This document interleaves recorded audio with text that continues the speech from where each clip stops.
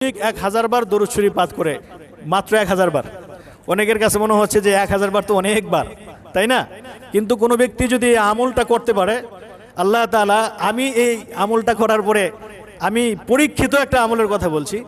আমার কোনো একটা সময়ে 2018 সালে একটা বিষয়ে খুব বেশি প্রয়োজন ছিল, এবং এটা এমন একটা সময় প্রয়োজন, ওই সময়ে ওইটা পাওয়ার আর কোনো সম্ভাবনাই নেই। তো একটা আশা ছিল যে আমলটা করতে থাকে ইনশাল্লাহ, দেখি আল্লাহ এর দ্বারা কোনো ফলাফল দেয় কিনা। তো দৈনিক ফজরের নামাজের পরে 1000 বার দরুদ শরীফের আমল করেছিলাম। তো বেশিক্ষণ সময় লাগে নাই। তার ছোট্ট দরুদ যদি আমরা আমল করি, সাল্লাল্লাহু আলাইহি ওয়াসাল্লাম, এটা একটা দরুদ। এটা যদি কোনো ব্যক্তি 1000 বার পড়ে, খুব বেশি 25 থেকে 30 মিনিট সময় লাগে, আরও কম লাগতে পারে। আমার 25 মিনিটের মতো লাগতো।